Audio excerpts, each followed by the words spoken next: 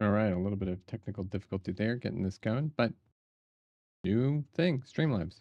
So, what I'm going to be doing today is just kind of looking over the um, all the EOs that have gone out, the executive orders by Donald Trump. Um, I'm not going to get through all of them because there are a lot, but start.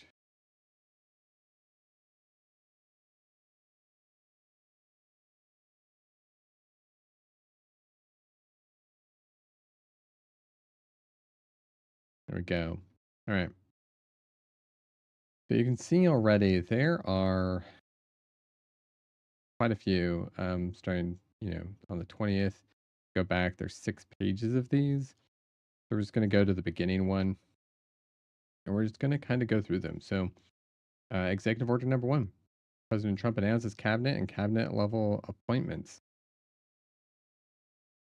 So this one is just to the Senate of the United States. I nominated Scott Bessent of South Carolina to be Secretary of Treasury. We've got our Attorney General, Pamela Bondi. There's tons of media about all these individuals. So Secretary of Interior, Secretary of Labor, Veterans Affairs, Transportation, Defense, Secretary of Health and Human Services, and so on and so forth. We've got some ambassadors. All right. So just some cabinet positions. Maybe at some point in time we'll go back through and like look at all those. And it's a sub-cabinet positions. So this is Assistant Secretary of Defense, Director of the National Institute of Health, so DHS, Deputy Director of Office of Management Budget, Commissioner of Social Security. Quite a few various options here. Okay. Anything of interest or special presidential envoy for hostage affairs? I'm going to assume that all of these are already just positions that exist and that Trump did not invent them. I don't think there's anything of meat that I could probably speak on just yet. I mean, there's quite a few people here. Mehmet Oz of Pennsylvania to be administrator of the Centers for Medicare and Medicaid Services. Like that seems pretty bonkers. That's even a thing, right? This guy, Dr. Oz. Anyways, there's enough kind of shit posting online about all of the cabinet members. This is Presidential Trump announces acting cabinet and cabinet level positions. Secretary of Agriculture, Commerce, Defense, Army, Military. I mean, some of these people are going to be really important, especially with some of the other executive orders that have happened. But for the most part, right now, I don't. I think we're kind of waiting to see what they'll all do. So that's the first kind of three. We're on designates chairman and acting chairman. So, and just sort of chairperson, chair of the Surface Transportation, chair of Federal Maritime. Okay. I don't think much of these are very different from many presidential first weeks. Here's the flying of the flag of the United States of full staff on our inauguration day. So, for those who don't know, because Jimmy Carter died, Biden put out an executive order that all of the military bases, everything should fly at half staff for 30 days, which I guess is precedent um, for when a president passes. And so this is a situation in which, hey, flying at half mast wasn't so great for Donald Trump. But we have, so by the President of the United States of America, proclamation by the authority vested in me by the Constitution and laws, blah, blah, blah. I hereby order that on this and all future inauguration days, the flag of the United States shall be flown at full staff. So, regardless of what's going on, any inauguration day flown at full staff. Currently, I hereby order that the flag of the United States shall not be flown at full staff at the White House, and upon all public buildings and grounds, at all military posts and naval stations, and all um, vessels of the federal government in the District of Columbia, throughout the United States, its territories, possessions for the remainder of this day, beginning immediately. So, everywhere. I also direct that for the same period of time, the flag should be flown at full staff at the United States embassies, legations, consular offices, and other facilities abroad, including all military facilities and naval vessels and stations. I'm hoping this didn't take a lot of time or taxpayer money, but whatever. Like this, I think probably the least concerning executive order. The cabinet member certainly far more um, concerning than any of this stuff. This is kind of whatever. Like it kind of makes sense. Hey, President of the United States swearing in, maybe we shouldn't have the flags at half staff. And then upon the end of this inauguration day, here order the flag of the United States shall be returned to half staff as directed by Proclamation 10876 of December 29, 2024, announcing the death of James Earl Carter Jr. in recognition of the memory of our former president until a period of 30 days from the day of his death has concluded. So there's at least that, right? Like there's at least this idea that that's some of my classes that he was willing to, put back um, the flag at the end. So that's good, right? Like that's not just canceling the last person or anything. So, all right.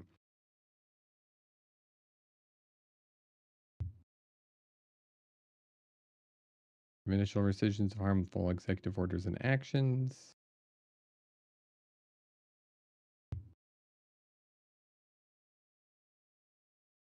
This one is by the authority vested in me as president by the Constitution and the laws of the United States. Section 1, Purpose and Policy. The previous administration has embedded deeply unpopular, inflationary, illegal, and radical practices within every agency and office of the federal government. The injection of diversity, equity, and inclusion into our institutions has corrupted them by replacing hard work, merit, and equality with a divisive and dangerous preferential hierarchy. Orders to open the borders have endangered the American people and dissolved federal, state, and local resources should be used to benefit the American people. Climate extremism has exploded inflation and overburdened businesses and regulations.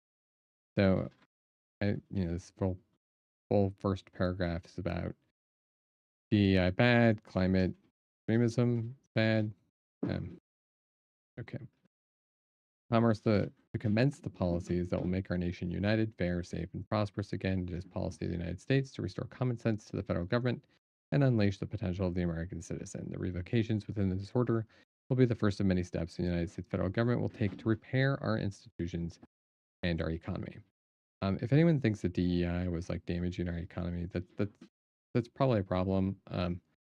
Businesses across the board have included DEI measures in order to actually make more money in innovation. There's a really great study. Germany, I want to say it took place in 2017, which is still a bit of time ago at this point. They studied like 100 some odd businesses. They went around, but they used 6 different measures of diversity. That's one of the big issues is that when you think of DEI, most people just think of like women versus men, um, race variations. That's part of it. Those are 2 of the pieces. But then there's things like whether or not someone grew up in poverty, like wealth, right? That's one. Another one would be like education level. So, for instance, I did a research and development job for a little bit where I did not have the background to be in R&D in terms of my degree or what I went to college for. But my company allowed me to move into this other program because they were looking for people with outside qualities. That actually not only led to like a huge growth in my career, right, which benefits the company because I get into a role or a better position that allows me to use all my skills, but it also brought me into this space where I was asking questions that other people just simply didn't think of and were advantageous or beneficial. So that kind of policy does help bring in outside thinkers, outside processes. I think the German study basically said that if about 20% of your company or project team is within these like 6 categories, then that helps um, statistically with innovation over the past 3 years. So that's a good thing. Whether or not people have taken this too far or moved further, I'd have to see like a specific example of that where people want to like argue about a particular thing and the stats behind that. There's certainly stats behind a lot of like forced kind of inclusion measures across various universities or whatnot, but that's really not the big issues. The big issues that people are like yelling about is just like this boogeyman that's out in the world saying, "Hey, anything DEI, anything that this person is, a variation of causes a problem." So I can't see this being actually beneficial to our innovation measures or goals for the future. Climate extremism. uncertain of what they're really speaking about here because they don't list anything. But now we have revocation of orders and actions. The following executive actions hereby are revoked. So Executive Order 13985. See if we can find what this says.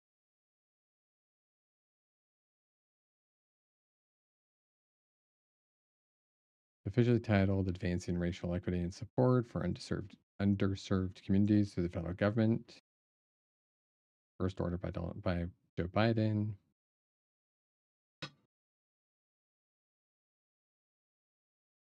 So according to the order, converging economic health and climate crises have exposed and exacerbated inequalities. Therefore, announces that the Biden administration will pursue a comprehensive approach to advancing equity for all, in particular by fighting systemic racism, but promoting the federal government's equality. We can generate chances to strengthen historically neglected neighborhoods and benefit everyone. A study, for instance, suggests that narrowing racial divisions in salaries, home loans, lending possibilities, and access to higher education would equal $5 trillion more in the U.S. economy in the next 5 years. The federal government's objective to promote equity is to provide everyone the chance to achieve their full potential. So, like, if this is true, right? Like, if the boosting of salaries, home loans, lending possibilities, and access to higher education equals more money coming into the United States, which a lot of money going out for various programs does equal better ROI. So, like, think the GI Bill. The GI Bill, I think the last day I read was something like for every $1 we put into that, we get basically $8 back over the long haul for how much money that generates. These may not be that same, but um, that's a lot of money to lose from the economy. That's $1 trillion a year, right? Each agency must examine in accordance with these goals whether its programs and policies maintain structural obstacles to opportunities and benefits for persons of color and other underserved groups, and what extent such evaluations would better enable agencies to formulate policies and programs that provide equitable resources and benefits for all. So one of these things, yeah, and this isn't, I don't know how much effort they have. This is for the federal government, right? So one of the things they could do, right, if somebody wanted to be kind of in the middle ground, if somebody wanted to really say that merit was what they were looking at, what they would want to do is they would want to take, say, like resumes and remove some of these things that make them kind of show the diversity, right? So, like, you remove a person's name, you remove any references to their gender, you remove what school specifically they went to, because that shouldn't matter. You should just know like what kind of degree or what kind of skill sets they've got. Um, if there's analysis required, like can they do the math? Can they do the analysis? Can that be a preemptive test? Those sorts of things. So all of that seems like that would be fine, right? Like that would be making all of these positions merit based. But that's not what this is proposing. This is proposing just removing this stuff, right? Removing advancing um, kind of support or seeing if there's like obstacles in the way that would actually cause a person who should be there based upon their merits not being there. Right?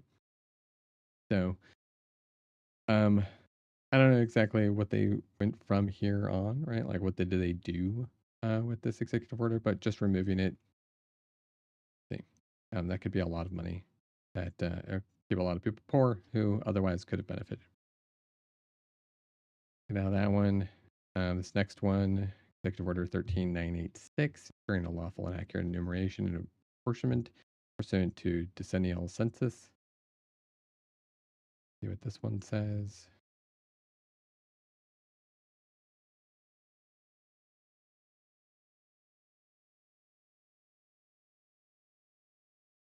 We have long guaranteed all of the nation's inhabitants representation in the House of Representatives. This tradition is foundational to our representative democracy. For our elected representatives have responsibility to represent the interests of all people in the United States and affected by our laws. Census appointment process are enshrined in the Constitution. The 14th Amendment apportions seats in the House of Representatives.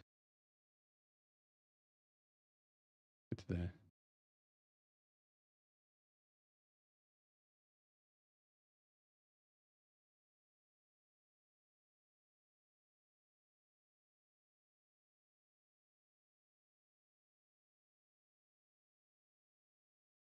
we're getting the numbers of people. Finally, within 1 year of the decennial census date, the secretary must also report to the governor and the offices of public bodies having responsibility for legislative apportionment or districting of each state. Population tabulations to be used for apportioning districts within that state. No points to our nation's founding, the person's immigration status alone served as basis for excluding that person from the total population count used in apportionment before the Civil War and the abolishment of slavery.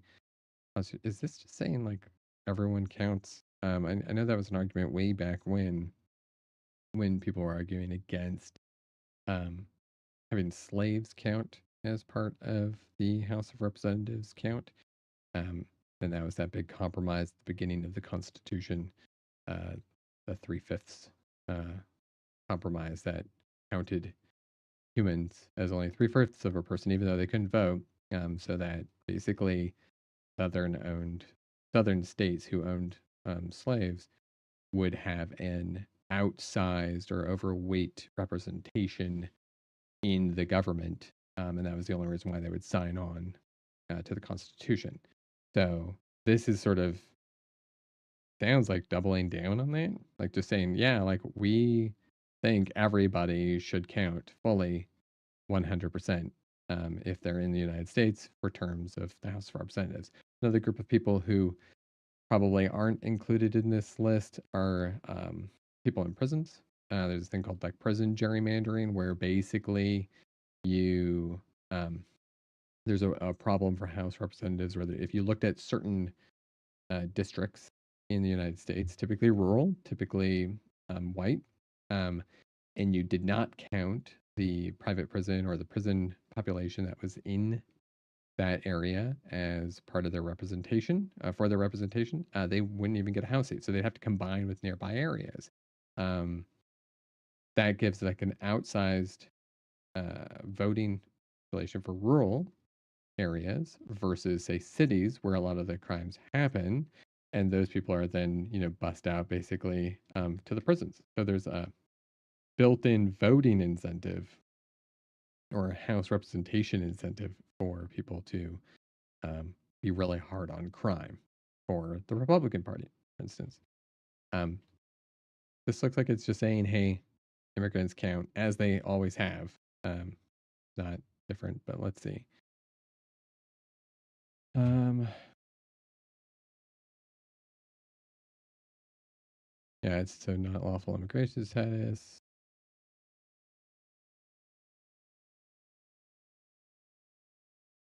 Right. So the policy further requires the Census Bureau to inappropriately rely on records related to immigration status that were likely to be incomplete and inaccurate. So they removed that.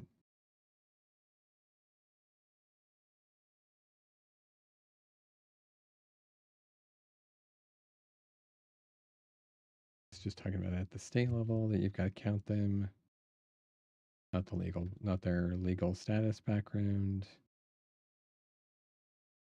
And by the way, for all those people out there who think like illegal immigration would overweight the representation for kind of like liberal states, there's a, I want to say it was Tax Foundation, maybe Heritage Foundation, report on House representation.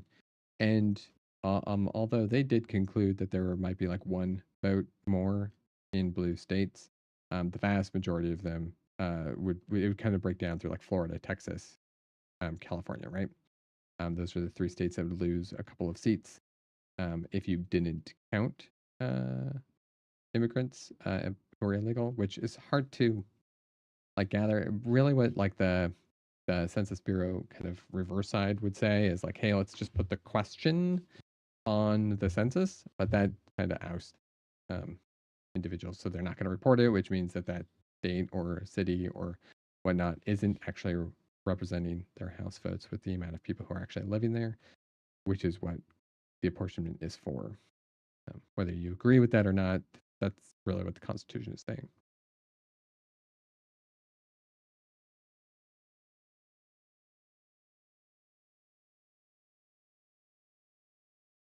It's removing. So this is Biden removing a Trump uh, executive order. Okay, so that's what that kind of is. organizing and mobilizing the United States government to provide a unified and effective response to combat COVID-19 and provide the United States leadership on global health and security. So, I mean, by title, it doesn't sound bad. But Wikipedia seems to do a summary a little bit better.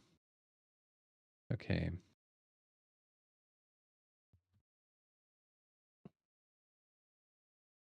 So within the executive order of the president, this order established the positions of coordinator of the COVID-19 response and counselor to the president, as well as the position of deputy coordinator. The, directly go to the president, advise, assist, and respond to COVID-19, coordinate all the elements for COVID-19, direction and fulfill other tasks under the direction of the president, including the reduction of disparities between the COVID-19 response and treatment. The order further directs the assistant to the president for national security affairs to assemble the National Security Council Principals Committee to coordinate the activities of the federal government to deal with and advise the president on the worldwide response and recuperation from COVID 19. The order establishes the National Security Council Director on Global Health Security and Biodefense. Finally, the order requires heads of agencies to bring COVID 19 response obstacles to the attention of the COVID 19 response coordinator, who then required the president, who, when required, the president will provide guidance. This is interesting. Why would this be removed? So Donald Trump is the guy who helped do Operation Warp Speed, right? To kind of push COVID-19 into that emergency use authorization process, actually. And he's just sort of removing this.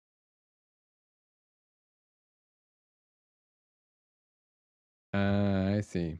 The order is concerned with employment.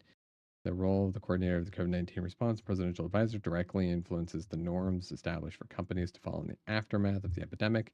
We will undoubtedly see more and more precise recommendations for PPE, security policy, and procedures as companies progress towards more complete openness in the months ahead. So it looks like this order impacted like businesses, um, and those businesses Trump didn't want to have impacted, like maybe mask requirements or something to that effect. Like do what you want, basically. Preventing and combating discrimination on the basis of gender identity or sexual orientation. Well, we know he's against this because he'll later ban gender identity.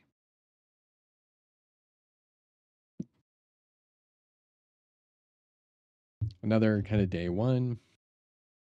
This order directs all federal agencies to review all policies which implement the non-discrimination protections on the basis of sex, ordered by Title VII, Civil Rights Act of 1964, pursuant to the Supreme Court, Title IX, and Section 412 of the Immigration Nationality Act of 1965, and to extend these protections to the categories of sexual orientation and gender identity. Yeah, so getting rid of gender identity. So keep in mind, like, whatever your feelings of gender identity, sexual orientation, whatnot are, the Mandate for Leadership book, which people shorthand to Project 2025, within its first paragraphs, its introduction, it talks about removing terms like gender identity from every federal and state provision. It also talks about removing the term gender. So keep in mind, like Title IX would talk about kind of women's gender, right? And if we're talking about gender and protection, it's also wanting to get rid of that stuff, which makes sense because you get rid of Roe v. Wade, right?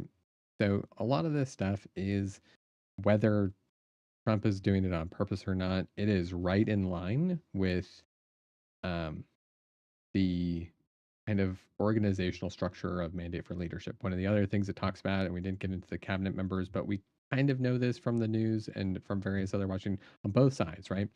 The reason why Trump is appointing certain people is because he knows that they will be loyal to him. And that's actually the highest requirement in Project 2025.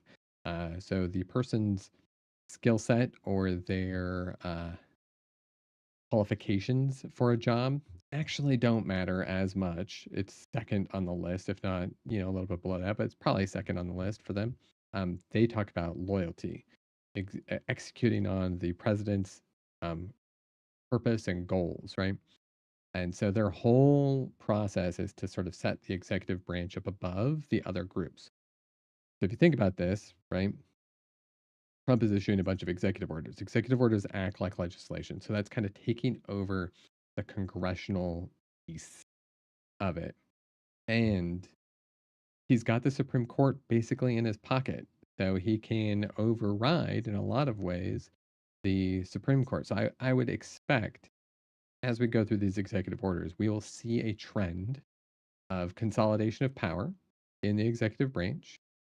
That would have to be kind of legally fought by the Supreme Court or pushed back against by the legislators.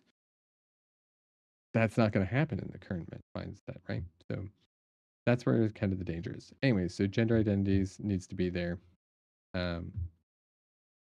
Fact also against discrimination based on sexual orientation in federal contractors. So yeah.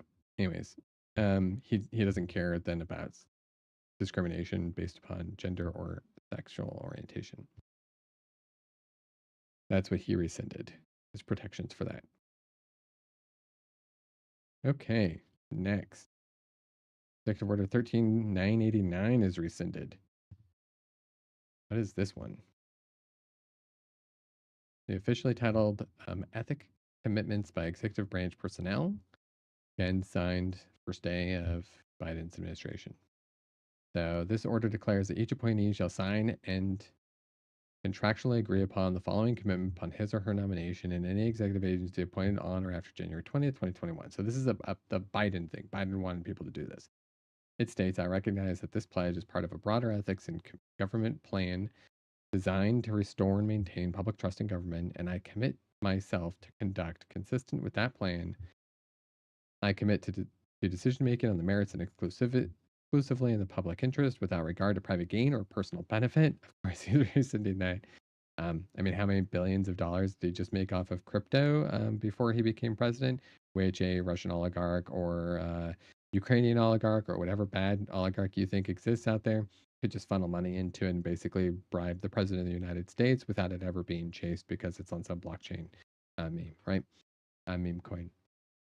Anyways, I commit myself to conduct consistent with that plan. I commit to decision making on the merits in public interest without regard to private gain or personal benefit. I commit to conduct that upholds the independence of law enforcement and precludes improper interference with investigative or prosecutorial decisions of the Department of Justice. I commit to ethical choices of post-government employment that do not raise the appearance that I have used my government service for private gain. So this is the Anti-Lobbying Act, right? So something that a lot of Americans agree on.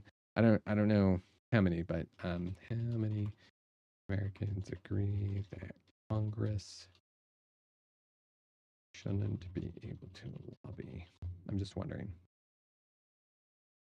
Yeah, so Center for Public Integrity, liberals and conservatives agree. Congressmen should put brakes on lobbying career.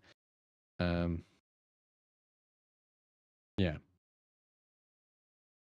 Currently, former House members and senior staff members wait 1 year and former senators 2 years before they lobby their former colleagues. They found only 4 and 5 prospective voters approved extending former members' cooling off period to 5 years or more, right? Yeah, exactly. Because 1 or 2 years, it's like kind of whatever. But 5 years, like you can't do that. Like in my job, I can't go work at a competitor for like for something like 5 for 10 years or something like that. I have to sign that when I join. Anyways, this order aims to ensure that the executive branch will not accept bribes from lobbyists, engage in activities with the former employer, communicate with outsiders about the work they do, accept money from a former employer, and that they make hirings based on a person's qualifications. The goal of restoring and maintaining public trust in the government. So why would he remove this? This one has nothing to do with DEI. It has nothing to do with um, really anything. It's pro merits, right? And it's pro governmental integrity. So the only reason why someone would go against this is because they don't want to have even just a pledge in the way of private gain. Think about that for a second. Okay, moving on. But it's going to get worse. Protecting public health and the environment and restoring science to tackle the climate crisis. Okay, so this is the climate crisis stuff. These are good summaries. So, provision Executive Order 1399 includes several provisions designed to reverse the actions taken by the previous administration. So, This is Biden removing Trump, which now Trump is removing, right? And recommit the United States to combating climate change. Key provisions of the order include rejoining the Paris Agreement on climate change, which of course Trump doesn't like. The Paris Agreement, by the way, like there's no requirement. Um, yeah, it's basically like we just negotiate and say we're trying, and sometimes people fail, but sometimes people, it's not much of anything. Um, Anyways, directing federal agencies to review and, if necessary, revise or suspend regulations and policies that may hinder environmental protection or public health. So get rid of them environment protection stuff out of the way, which of course he needs if he wants to be able to sell off federal lands that we use for parks and various things for to gas and oil companies. Establish a review process to identify actions that may disproportionately affect disadvantaged communities. So if he doesn't care about disadvantaged communities, directing federal agencies to ensure that their actions are based on the best available science and data. He doesn't care about science and data, revoking the permit for the Keystone XL pipeline. So this one's interesting because people will point out the Keystone XL pipeline that Biden signed right here, which revokes the permit. That did not change gas prices. People constantly pointed out, like, oh, you stopped the pipeline. That pipeline never produced anything ever. Um, it was stalled during the Obama administration, right? Then Trump turned it back on as like a good to go. And then Biden turned off. And in 0 times of that period did it produce anything. So this had nothing to do with pricing. It had all to do with like protecting the lands or protecting the rights of the people in the area, those sorts of things. So you can yell about the Keystone XL pipeline till you're blue in the face. It it hasn't done anything yet, and it is unlikely to bring prices down. There is no fathomable future, and this is my problem with the drill baby drill thing. There's no fathomable future where a business wants to do more work for the same or less money, right? So if gas is $4 a gallon, and I know it goes by barrels of oil, but this is easier to kind of manage mathematically, right? And the companies who pull oil out of the ground could increase, now can drill baby drill. So they will increase their production by 50% or 25%, something to that effect, right? That's a lot of work, 50% extra, right? So 50% extra at $4 a gallon, $4 a gallon of gas gets you basically $6 for every dollar you were selling before. Well, it gets you more money, right? Like you instead of getting $4 million out of the deal, you get $6 million of the deal, right? Because if you sell a million, um, uh, well, if you sell a million gallons before them, now you're selling like 1.5 million, right? Okay. Um, Now if you drop the gas to $3 a gallon, right? You actually have to a third, like 33% of that 50% gone. It's just wiped away in profits.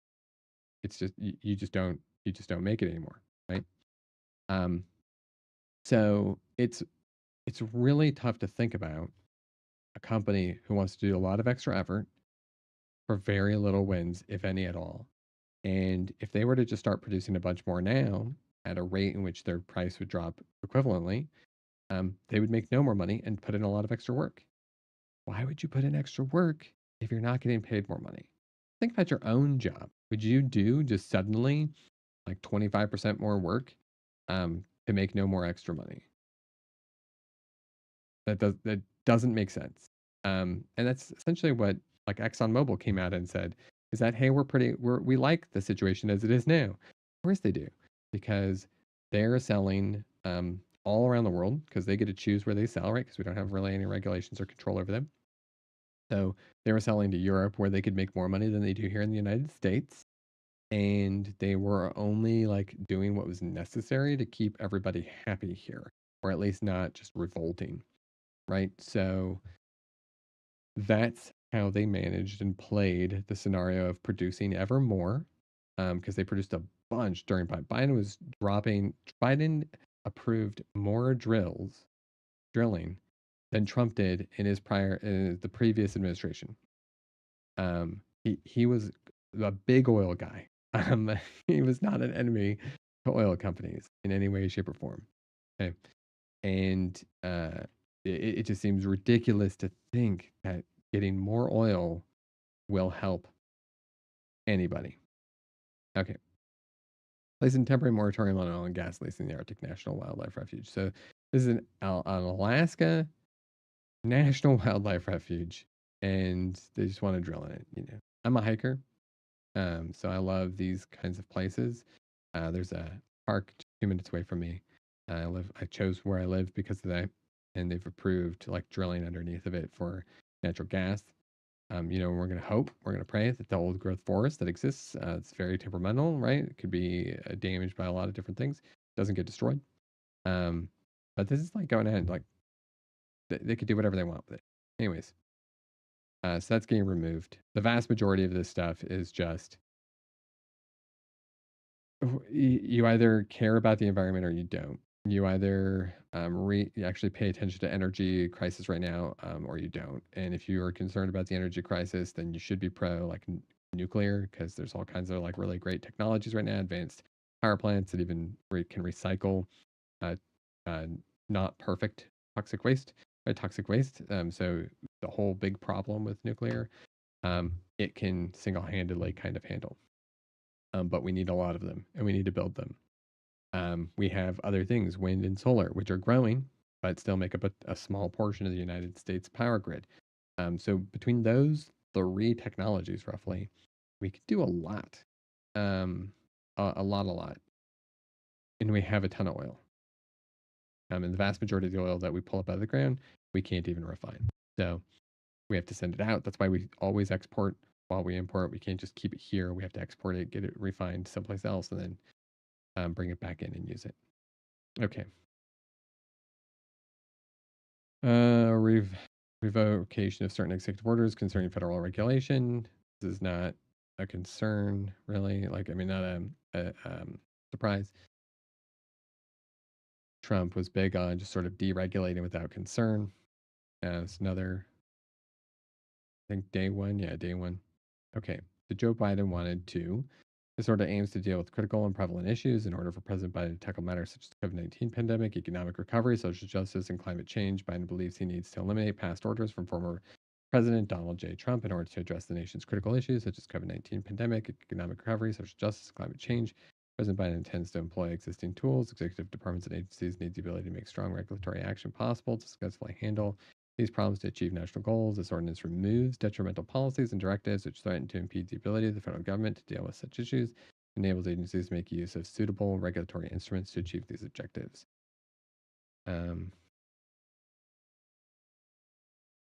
The order will lead to the Biden administration having more power and flexibility with executive orders. This order will be given by President Biden. This means to strike down past order believes the government's ability to take on the COVID-19. God, I really hate executive orders. Let me go back to the registry and see what this one actually says.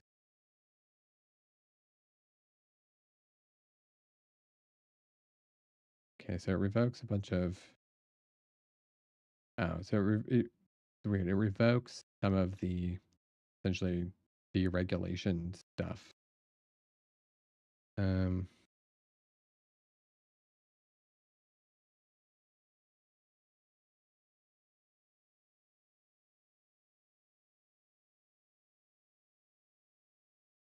what is this? 13892.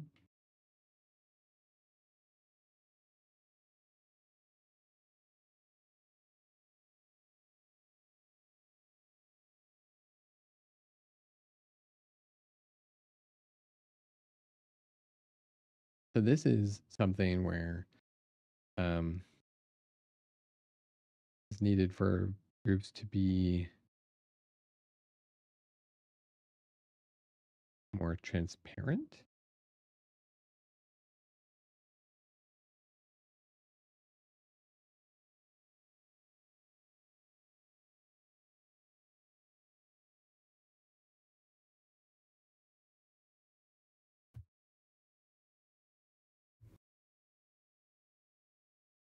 Interesting.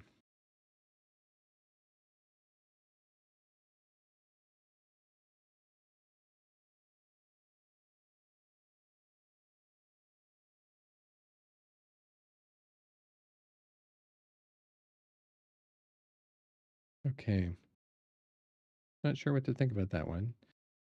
But it definitely pulls back on some of the deregulation that Trump did. Revision of civil immigration enforcement policy is a priority. So this is one of those big ones because it's almost certainly going to be about like asylum seekers or the CPP app.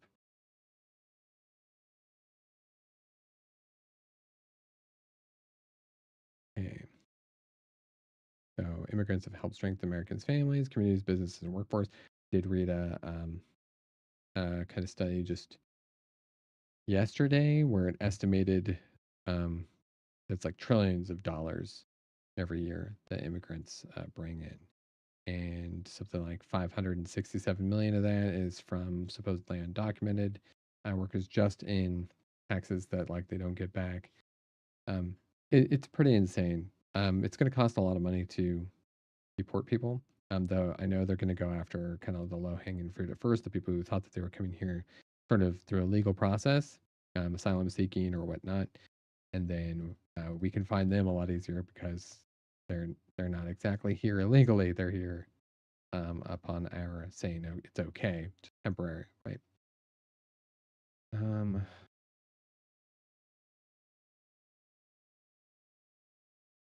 just talking about following due process of law, safeguarding dignity of people.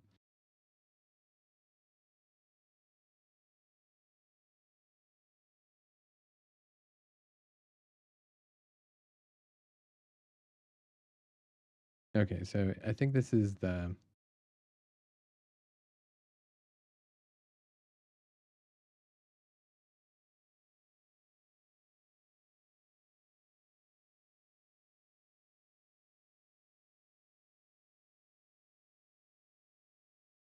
yeah. So at least this starts the process of essentially looking at immigration and going through due process, ensuring an equitable pandemic response and recovery. I don't know what this one means, but oh, you know what we can do? Let's see what people have said about this one. I don't want to know if that impacts.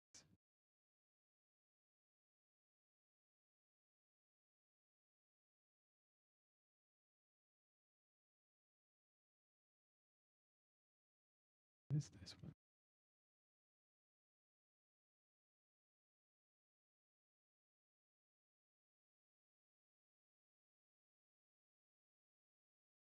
Oh, okay.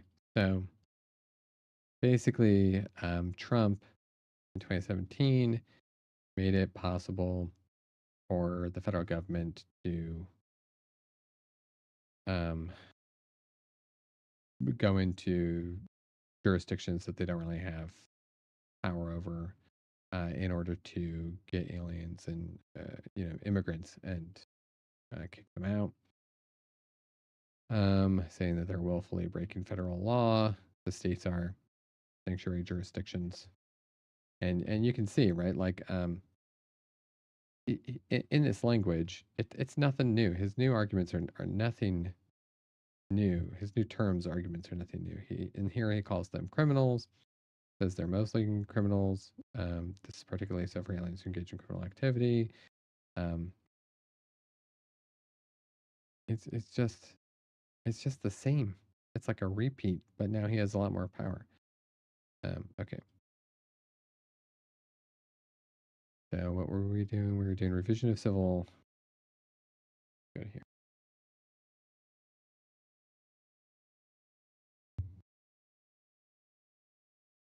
No, wait, that's the same one. Yep. Okay. Ensuring an equitable pandemic. That's the one I was on. Yep. All right. So this order created the COVID-19 Health Equity Task Force within the Department of Health and Human Services. The task force aimed at addressing the pandemic's disproportionate and severe impact people of color and other underserved populations. It was true that like a lot of populations of minorities were having worse COVID-19 risks, but whether or not that was different from the risk that you know the poor or other very like underserved communities get, I don't know enough about to say. Um, these are definitely like part and partial, right? So, which is to say that uh, this covers everybody. Task group gave the president specific suggestions on how to reduce health inequalities. COVID-19 causes or exacerbates, including how state and municipal officials allocate equitable resources and communicate with communities of color and underserved peoples. In addition, task force worked with heads of key agencies to collect data to prepare long-term recommendations to remedy deficiencies. Gets revoked. I mean, Trump was the guy who, he indicated, that states needed to kind of fend for themselves for supplies, right? Right, we all remember that. So that's a tough one. Um, establishing the COVID-19 pandemic testing board, ensuring a sustainable public health workforce. So this also has been rescinded, and this single order is picking up all the time, right? Controlled by the coordinator of the COVID-19 response, counselor to be present. The board included chairperson, designated representatives of a variety of management departments and institutions. Representatives from a variety of executive departments and agencies served on the testing board as determined by the president. The board implemented a unified government-wide testing approach. Okay, so a board of people created to test in all the various places, workforce, schools, all the population strategy to like go after and get this right, and get testing done so that we could fight COVID-19. Um, gone, which isn't surprising either because he was the guy who got rid of the pandemic response team originally from the Obama administration. So getting rid of this stuff seems right on brand. Improving and expanding access to care and treatments, COVID-19. So he's revoking expanding care. Seems bizarre. In consultation with the Director of National Institutes of Health, his order directed the Secretary of Health and Human Services to develop a plan to support new studies to identify the most promising treatments for COVID-19, as well as full threats to public health, to develop a plan to promote research in rural hospitals and to study its impact on patients' health for long term. This order also directed the Secretary of Defense, Secretary of Health and Human Resources, and Secretary of Veterans Affairs to offer urgent support and set forth objectives for production, assignment, and substitution of COVID-19 treatments in critical and long-term care institutions. In addition, the ordinance instructed the HHS Secretary to provide advice on how to enhance the capability of their healthcare workers to state medical providers.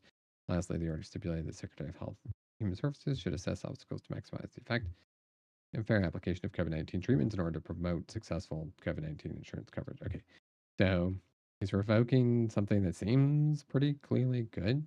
But let's see. The order leads to new strategies for accelerating developing COVID-19 treatments.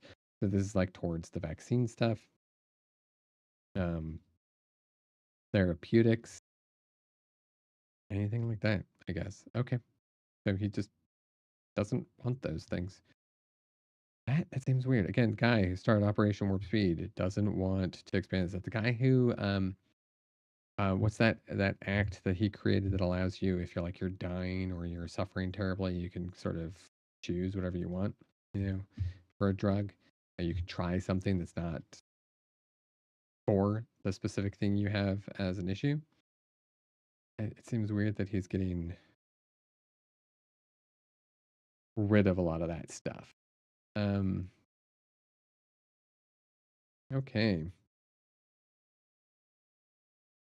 So this protects ensuring the health and safety of workers is a national priority and moral imperative. Healthcare workers and other essential workers, many of whom are people of color and immigrants, have put their lives on the line during the coronavirus disease 2019. It is the policy of administration to protect the health and safety of workers from COVID-19. The federal government must take swift action to reduce the risk that workers may contract COVID-19 in the workplace. I think this is the mask wearing and require vaccination policy. Protecting workers from COVID-19 under the Occupational Safety and Health Act, the Secretary of Labor Act, and through the Secretary of Labor for Occupational Health per the Section 1, within 2 weeks of the date, order in conjunction consultation with the heads of any other appropriate agencies, revise guidance to employers on workplace safety during COVID-19, respect to masks, and launch national program.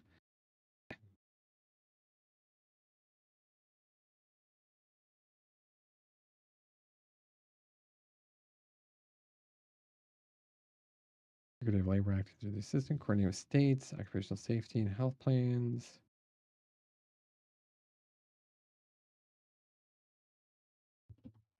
So it's like working with states, protect people in public sector. So some of this seems all good, right? Like the state should have ability to change things like OSHA and what workplace safeties are. When Biden did suggest that all federal employees need to be vaccinated, I did think that was going too far. I'm a super pro vaccination person, especially for COVID-19 and various other very mutable or mutation oriented viruses like the flu. And then, of course, the non-mutation, or it seems like 100%, you should just get them, like measles or various other things that we almost have eradicated every single year. But then there's just some people who won't get vaccinated because they're highly effective. And once we get rid of it, it's more or less gone. I mean, it could still come in from other places, but um, the state has the ability to change workplace laws. What should have been done is if people showed like they had the immunity, right? So if they had gotten sick and then gotten better and got tested and had the immune response that the tests actually look for, then that should have been enough. And I think that that would have been that nice kind of like middle ground. There were some people who were calling for that, just saying, "Hey, you have to be vaccinated or not." Um, doesn't seem too much matter. In the healthcare world, I know that there's been plenty of studies on N95 masks working very well to help healthcare workers stay healthier than they would otherwise. So um, that's kind of advantageous. Whether or not other people masking up, especially if they were working outdoors or whatnot, that's kind of not here nor there. But it was one of those early precautions that they did change and adjust over time, and it did help people who were sick from spreading things, even if it didn't help them not spread it very much, right? Um, but I think there should have been alternatives for employers. Uh, but the fact of the matter remains, it's not so much breaking a rule or law if you create new OSHA standards.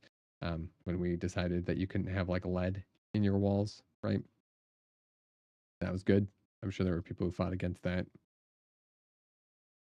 Supporting reopening and continuation operation of schools and early childhood education providers.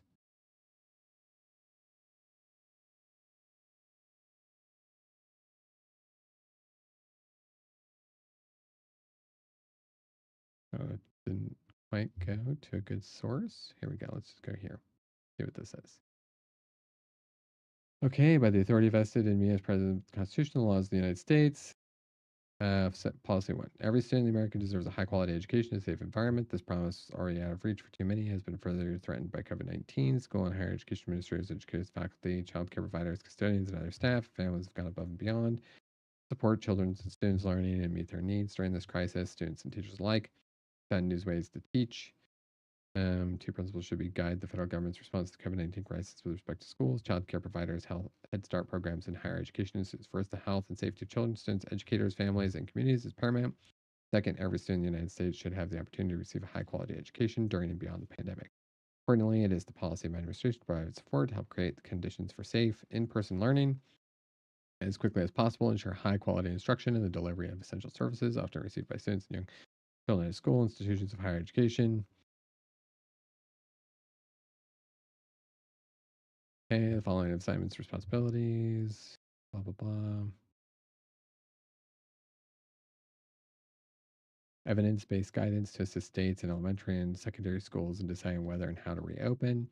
I remember there being a video about this where, of course, Fauci, which is the big evil villain for the right now, even though every time I ask one of them about what he's lied about, they'll give me snippets. And then if you actually watch the full, like, 3 minute or 8 minute clip or whatnot, he doesn't say what they're saying because you need the context, right?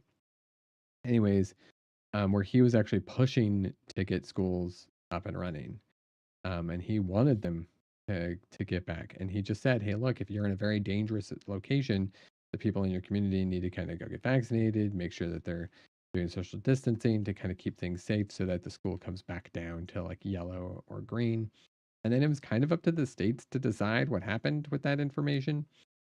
I think some states did go like really far, just totally remote. And that can be detrimental, as we know. And it was a struggle for educators. It was a struggle for a lot of people. Even the country Belgium, right? Like they've been top tier education for a very, very, very long time, and they went very pretty much entirely remote during the pandemic. It's like the first time in a long time that they had like significant drop in their education standards. They were still way above the United States, which isn't that tough in the OECD countries, but they even fell, right? That's how serious of a problem it was. So anything you could do to bring them back, I don't think all this really says is like you have the federal backing and we have some guidance stuff, and the schools can follow that evidence-based process, and states should do the same. It wasn't a big that one. I don't even think it was worth rescinding, but he did. Economic relief related to COVID-19 pandemic. Okay, he gave economic relief, so I wonder what this is about. Economic crisis marked by the closure of small businesses. Current economic crisis affected Americans throughout the nation, but is particularly down on communities of color. Government offers to consider steep cuts to critical programs to address revenue shortfalls the pandemic has caused. In addition, many individuals, families, and small businesses have had difficulties navigating relief programs with varying eligibility requirements, and some are not receiving the intended assistance. The economic crisis resulting from the pandemic must be met by full resources of the federal government. Keep in mind, this is what he's rescinding, right? Providing relief to individuals, families, and small businesses in the state, local and tribal territories, and governments. All executive departments and agencies shall promptly identify actions they can take within existing authorities to address the current economic crisis resulting from the pandemic. Agencies should specifically consider actions that facilitate better use of the data and other means to improve access, to reduce unnecessary barriers, to and improve coordination. This doesn't sound like it's bad. What's going on here? I mean, even from a person on the right, like it's helping small businesses, people being able to navigate the crisis. Aren't they yelling about the hurricane crisis right now? Like that's and she should take the action that benefits subsection A of this section as appropriate and consistent with applicable law, and in doing so should prioritize actions that provide the greatest relief to individuals, families, and small businesses, and to state, local, tribal, and territorial governments. Um,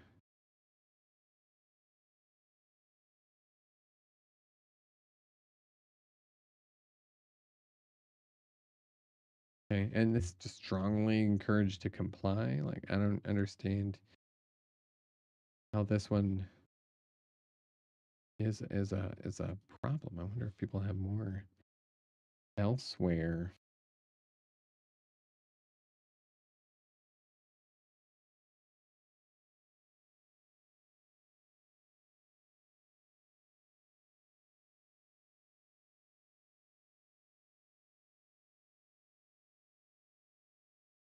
No, people don't seem to write on this one much. Um,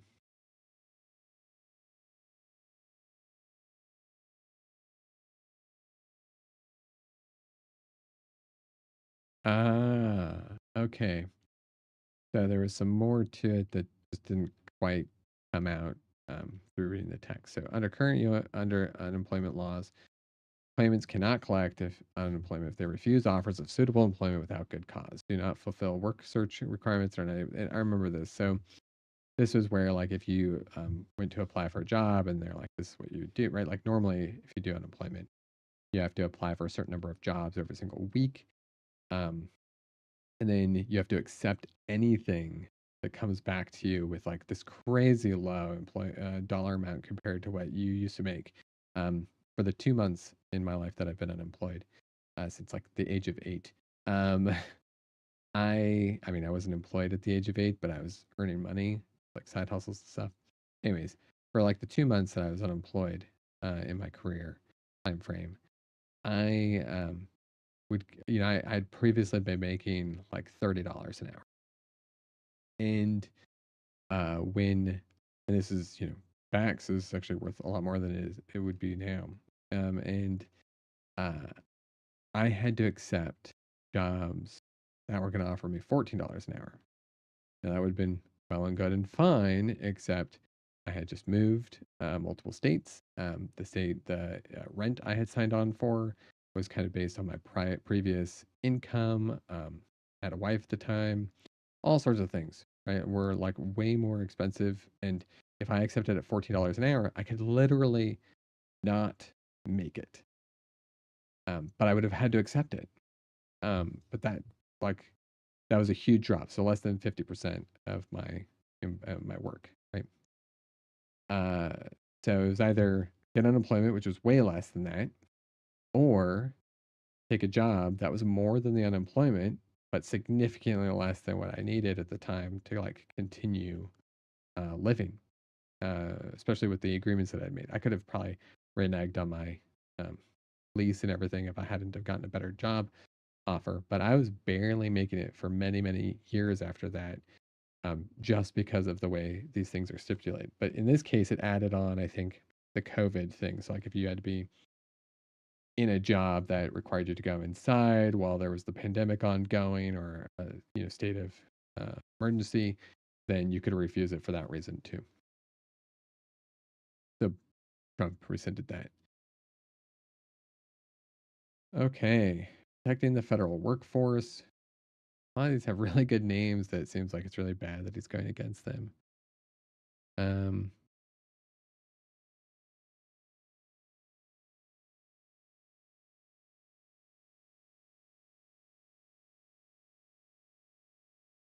okay.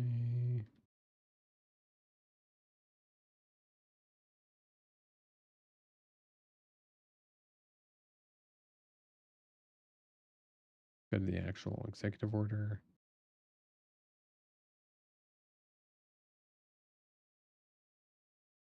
These are not the right pages or good pages for that. Okay, career civil servants are the backbone of the federal workforce, provide the expertise and experience necessary for the critical functioning of the federal government. It is the policy of the United States to protect, empower, and rebuild the career federal workforce. Um, Sounds good, right? Like getting people back to work. Encourage union organizing and collective bargaining. Of course, that's not good for the union busters out there. So they don't want you to have collective bargaining. That's Elon Musk, Trump. So revocation of Schedule F. Yeah. Want to say Schedule. So Schedule F was, if memory serves, one of Trump's ways of taking civil service jobs, right? So people who are employed. If you're employed, it's a lot harder to get rid of you at the government, right? Because you don't have direct control over them being your employee as the president of the United States. And when you do Schedule F, you're an appointee.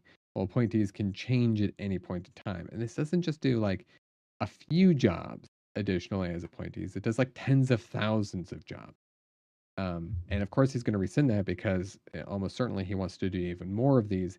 This is another thing straight out of the playbook of Mandate for Leadership, Project 2025, um, is to follow in this suit and then expand it even further to as many positions in the federal government as possible as appointees, because then you can ensure loyalty, right? Someone goes against you or says something about you, just fire them. They're done.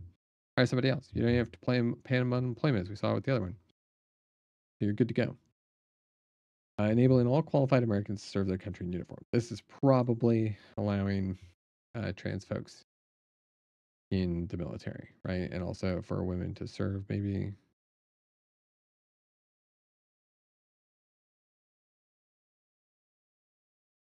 All right. All Americans are qualified to serve in the armed forces, which, by the way, we have limited numbers of. And the numbers we keep getting fewer and fewer in. We need more, right? Should be able to serve. The all-volunteer force thrives when it's composed of diverse Americans who can meet the rigorous standards for military service, and an inclusive military strengthens our national security. It is my conviction as Commander in Chief of the armed forces that gender identity should not be a bar to the military service. Moreover, there is substantial evidence that allowing transgender individuals to serve in the military does not have any meaningful negative impact on the armed forces. To that end, in 2016, a meticulous, comprehensive study requested by the Department of Defense found that enabling transgender individuals to serve openly in the United States military would have only a minimal impact on military readiness and healthcare costs. The study also concluded that open transgender service has no significant impact on operational effectiveness or unit cohesion in foreign militaries.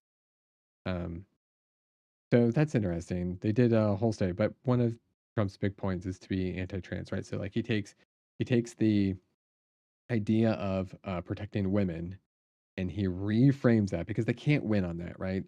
They can't win on they're against the Affordable Care Act, which protected women in multiple ways by making premiums the same prices for men and women. It made it so that pre-existing conditions would go away. One of those pre-existing conditions that many insurance carriers use to deny coverage was you were pregnant before, because it impacts all kinds of different things in your body, right? So you were paying more, could potentially get more claims denied, and you could potentially not even get insurance if you ever lost your insurance, right? So like that was wiped out. Plus, um, it's much more important for women to be able to get birth control if they, especially in a world where abortion isn't available to them, so they can manage family, their career, everything better, manage their bodies, right? Which we all wish to be able to do.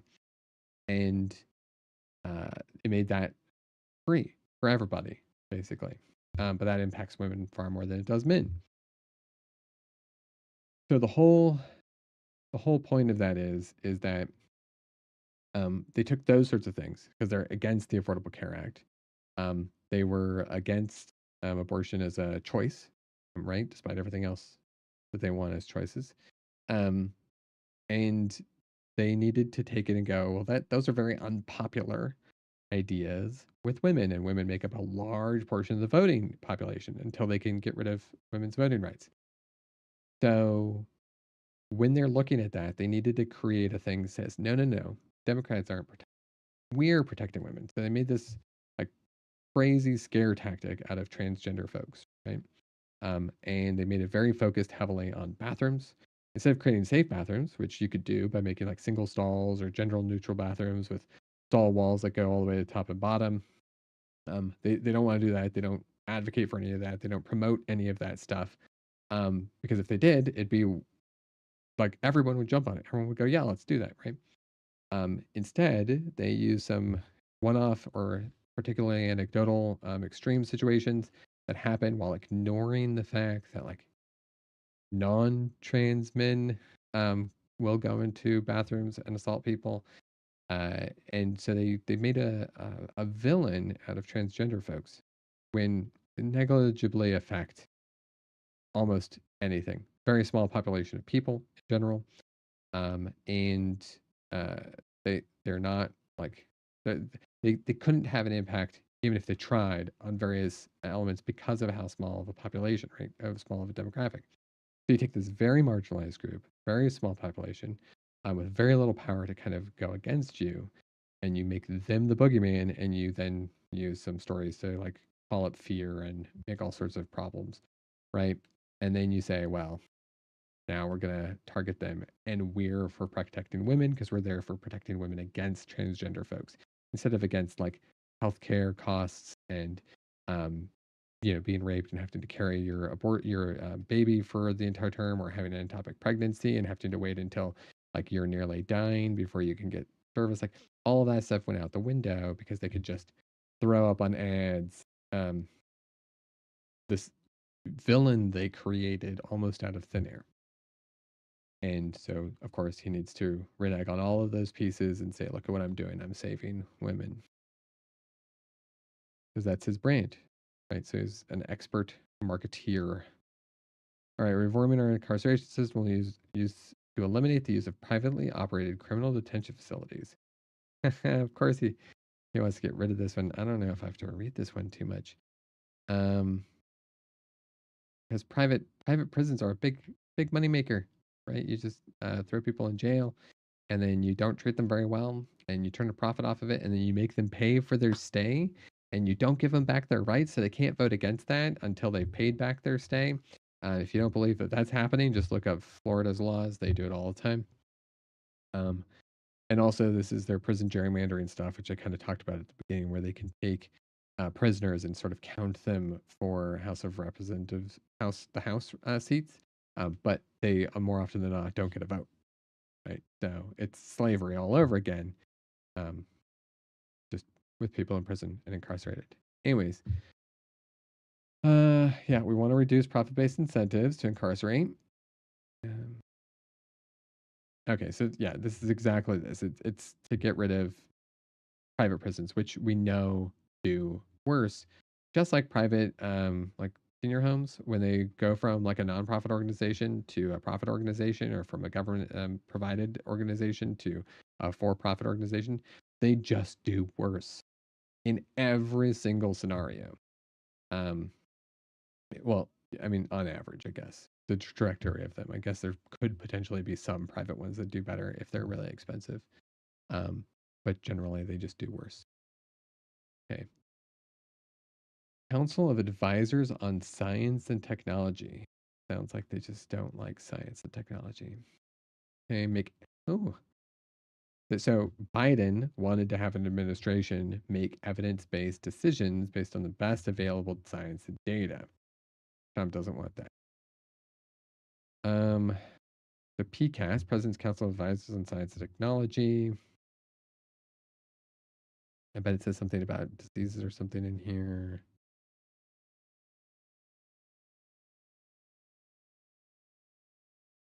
The thing is, I just hope this wasn't people like Meta or what. See if there's anything down here. But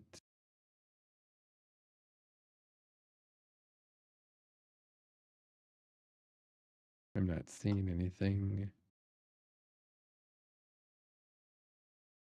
Oh, they shall serve without any compensation for their work. So they're got to be like wealthy people.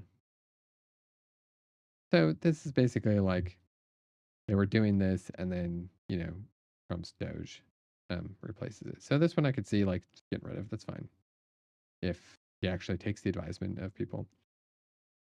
Oh God, how many more recensions are these? Okay, so we're just going to read a couple of the titles. So tackling the climate crisis at home and abroad.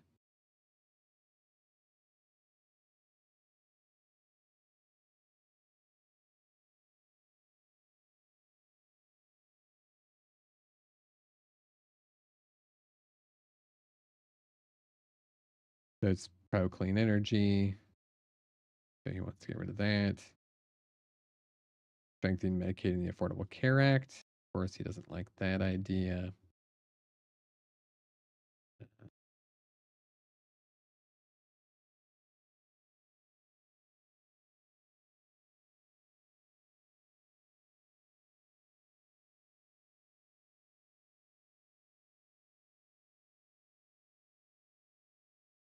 This is bolstering Medicaid and ACA.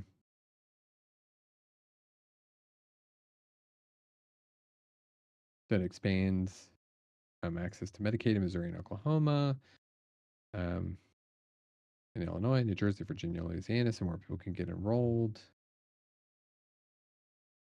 Extends the period of enrollment for the ACA on the website. It lowered maximum out-of-pocket costs. So he wants you to pay more for insurance because almost certainly they're going to try and roll out a private healthcare. They can't compete with this $400. So yeah, they want you to pay more. Otherwise, it's not going to be profitable for him and his buddies.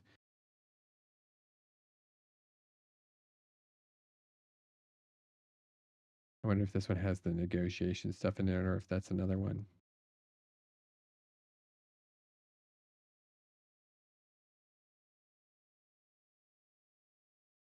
Lower overall premium costs. Yeah, so he wants you to pay more for premiums and have higher out-of-pocket expenses.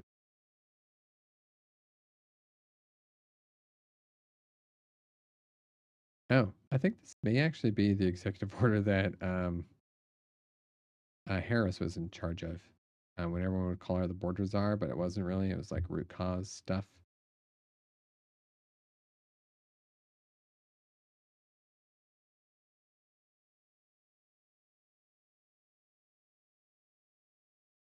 A multi-pronged approach towards managing migration through the North and Central America that reflects the nation's highest values. We will work closely with civil society, international organizations, the governments in the region to establish a comprehensive strategy for addressing the causes of migration in the region. Yeah. So this executive order, the root causes, right? So when people were talking about Harris being the border czar, right? She didn't control who came in and out. She was actually set up to do this, right? Which was go to those places, find out what was going on. So she worked with Mexico and various other countries to sort of determine like why people were like leaving those places, why they were coming through those countries. And in Mexico, she helped to get, I think it was like $5 billion from American companies, and Mexico matched it $1 to dollar. So Mexico actually paid for this kind of wall in order to create opportunities for both of them to work together, these private companies in Mexico, to help create jobs or other places for people to sort of stay in Mexico, unlike the executive order that just sort of forced them to, right? Uh, and it was so successful that Mexico came back to her and was like, "Hey, we need to do this again and again and again." She like, "Here, you got to take it from here. We're not doing it any further." But that was how effective it was, right? Is that they wanted to continue this sort of operation even though it cost them money. Because in the long run, you generate economy, right? With good jobs and immigration. Anyhow, so of course he wants to get rid of that. Establishment of interagency task force on reunification of families. I think this is the you have to find the kids that you separated at the border, Mr. Trump. So the yeah, intentionally separate children from their parents and legal guardians of families. Yeah, so this was like, hey, we have to go out and find them. We're not going to separate people and going forward. We need to find these kids. We need to find their families. We need to bring them back together. Um, so of course he doesn't want to do that because it costs money to take care of children. It doesn't cost any money to make you have them.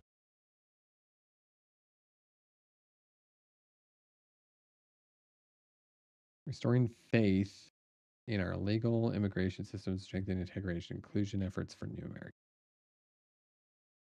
New Americans and their children fuel the economy, which is true. Working in every industry, including healthcare, construction, caregiving, manufacturing, service, and agriculture. They're essential working. They have help. They are the families. Consistent with our character as a nation of opportunity and welcome, it is essential to ensure that our laws and policies encourage full participation by immigrants and refugees in our civic life. Um, our government should develop welcoming strategies. All of the Domestic Policy Council.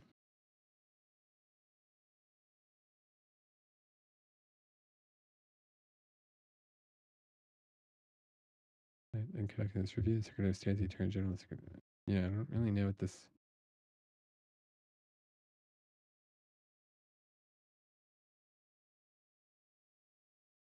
Identify any agency actions failed to promote access to legal immigration systems, such as final rule entitled U.S. citizenship and immigration services fee schedule, then changes to certain other immigration benefits. Then 90 days of this order. I do this within 180 days before submitting described in subsection A. Okay. Immediate review.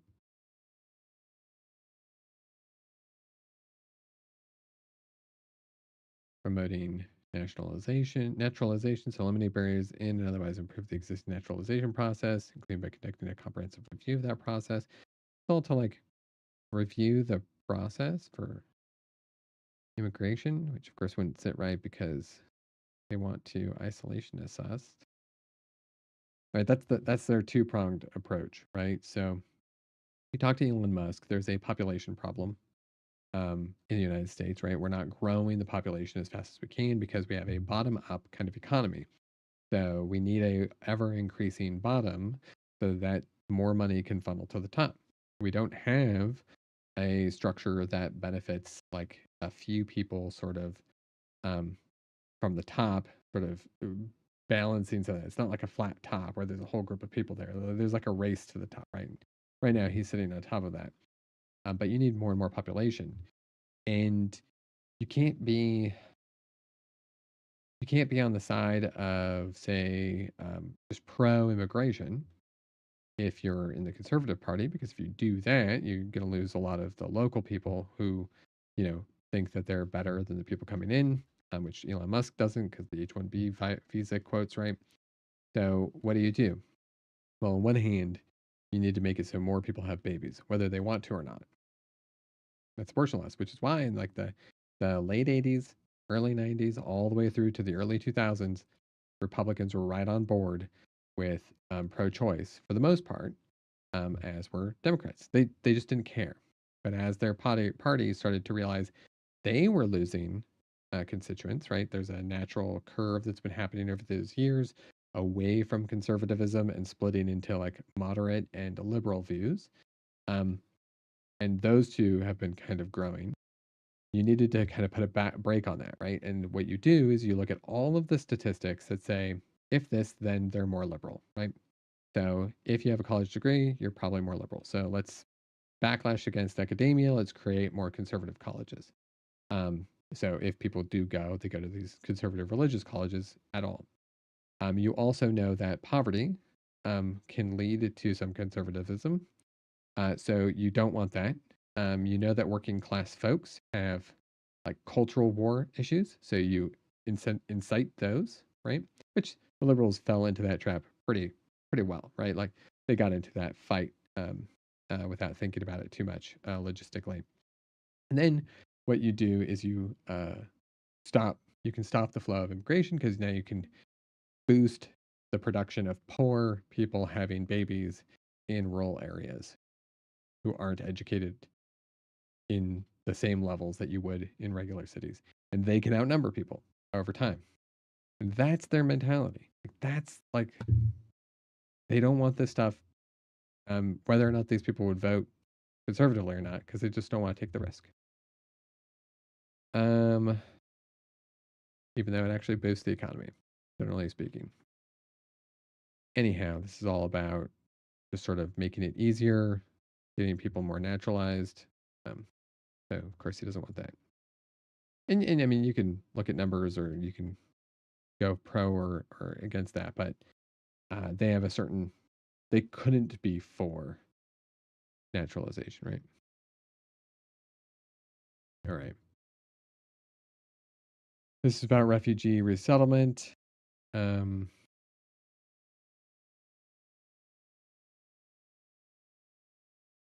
so trying to get rid of delays. Applications and applicants should for other humanitarian programs should be improved more efficiently. It sounds like maybe it's a CBP app. I don't. It's tough to tell until you get really far.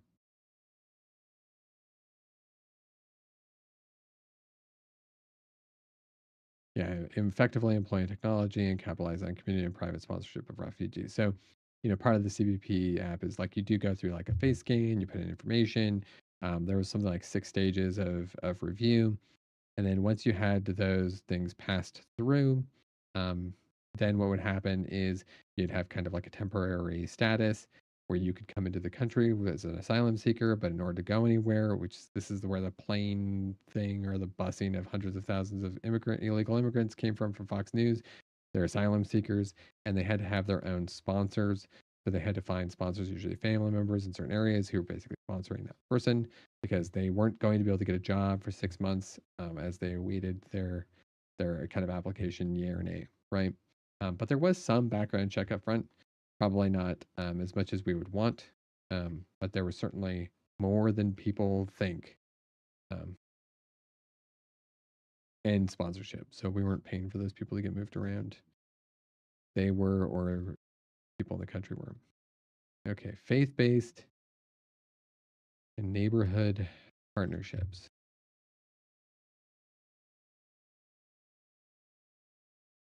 Okay. And this is Biden, like pro this, but um,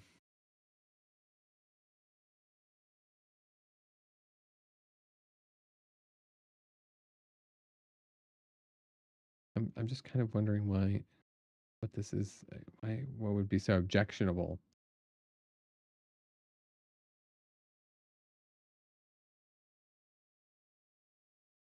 for faith-based and other community programs.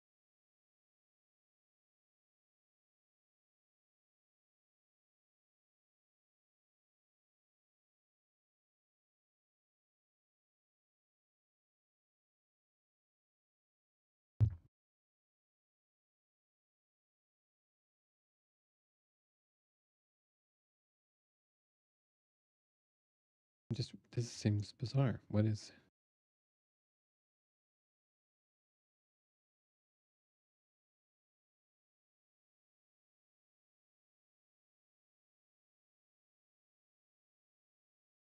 okay, what's the first one?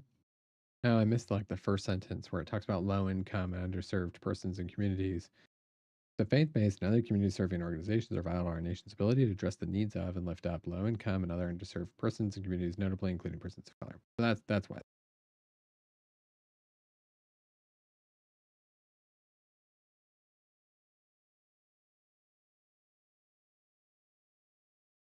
This is a lot.